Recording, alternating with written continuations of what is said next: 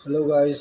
आज आप लोग का बहुत बहुत स्वागत है हमारे इस नए चैनल में, नए वीडियो में। और आज हम बात करने वाले हैं यूपीएससी सीएससी 2024 प्रीलिम्स के एग्ज़ाम के बारे में। कुछ हम अहम टॉपिक्स पे जो है चर्चा करेंगे, जिसका हमारा एक ही उद्देश्य यही है कि हम उस टॉपिक्स को अच्छे तरीके से कवर करें। तो सबसे पहले हम शुरुआत करते हैं कि प्रीलिम्स के लिए हमें किन किन चीज़ों पर बहुत ध्यान देना है। जैसे प्रीलिम्स का एग्ज़ाम जो है अभी हाल फिलहाल में UPSC union public service commission ने एक घोषणा की है कि 29 जून को जो है प्रीलिम्स का एग्ज़ाम कंडक्ट करवाया जाएगा।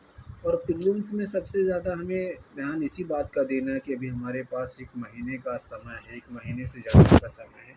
तो हमें ध्यान यही रखना है कि हम प्रीवियस ईयर क्वेश्चन पेपर्स को हम बार-बार डिले करें, बार-बार उसको देखें और उसको देख कर के अपना एक अलग कॉन्सेप्ट तैयार करें। और दूसरा चीज़ ये है कि हम सीसेट के पेपर को नज़रअंदाज ना करें, क्योंकि सीसेट पेपर जो है पास मार्किंग ज़रूर है, लेकिन उसका जो इफ़ेक्ट पड़ता है वो यूपीएससी में जितने भी फॉर्म आते हैं अप्रॉक्स 10 लाख के ऊपर, उन सबको कहीं न कहीं छाँट के बगल में कर देता है। तो ये ध्यान रखने वाला ये बात ये है कि हमें ये ध्यान रखना है कि हमें सीसैट को हल्के में नहीं लेना। सीसैट की हर एक बारीकी को पहले बहुत ध्यान से सुनना है, बहुत ध्यान से जानना है।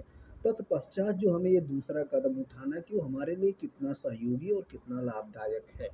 उसके बाद फिर हम ये कोशिश करें कि उसमें कौन-कौन सी ऐसी चीज़ें हैं जो बहुत ज़्यादा आउटपुट देने में समर्थ हैं। तो सबसे पहले कॉम्प्रिहेंशन का जो पार्ट होता है, जिसे हम कहते हैं पैसेज या गद्यांश पे आधारित भाग, उसको हमें बहुत ही बारीकी से समझना होगा, क्योंकि अप्रोक्स हर ईयर जो है एवरी ईयर करीब 20 से 25 क्वेश्चंस ऐसे आते हैं जो कॉम्प्रिहेंशन से होते हैं। तो जो नॉन इंजीनियरिंग बैकग्राउंड से उनके लिए बहुत फ़ायदेमंद होता है।